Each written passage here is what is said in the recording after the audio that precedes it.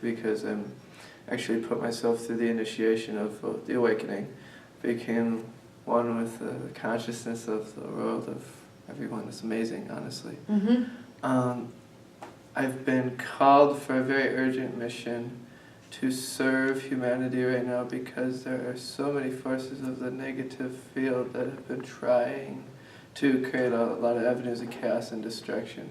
So he has me in a very primary location in St. Paul, working on the spirit in that realm to ensure that everything is going smooth in the transition, quite honestly, but the support needed for everything that I need, the freedom and healing in my soul from the love given by the infinite spirits of family and home. These things are being contended against, trying to keep me deprived of that, because there's a lot of things that are not happening. So you feel you're having spirits that are interfering with your ability? No doubt about it. I have been called as a soldier. I was in the military when I was hearing from the spirit and learning in psychology, sociology, as being trained and equipped to be able to deal with very heavy level spiritual warfare. Okay, so, the elders definitely want to talk to you about this, and this is a really important part of psychic abilities too. What's out there in the non-physical realm, and where does it come from, and what's the source of it? So the elders want to explain to us that what comes from source is nothing but pure love and joy, and that anything else that you're experiencing has to be a match for the frequency that you're on. Exactly. So it's created by something other than source. Yeah. So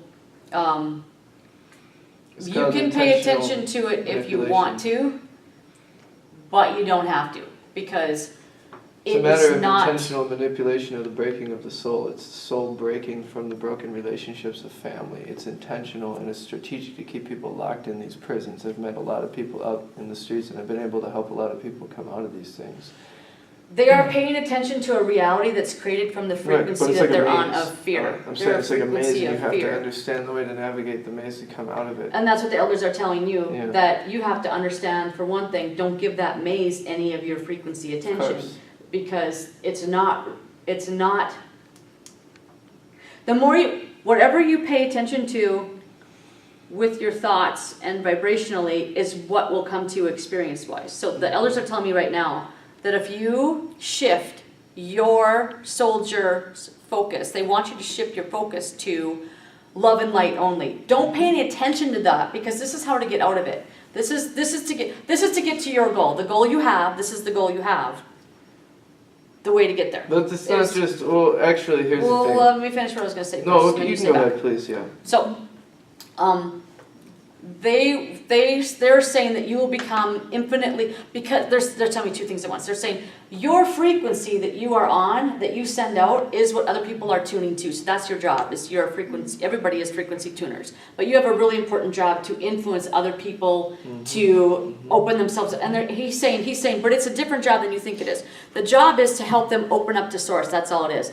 Open up, because they're pinching themselves off from their inner being's consciousness. Of course. Like when we started this workshop today, we talked about that you are source in a body, and you have your inner being that flows down into you, and then we have our human, consciousness part that's our human only kind of part over here. When we integrate both together, the more open you are to that, the more you open that whole part of yourself up.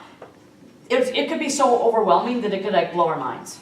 And so most people operate with much less than they could be of that part of their energy allowing to flow into their physical shell.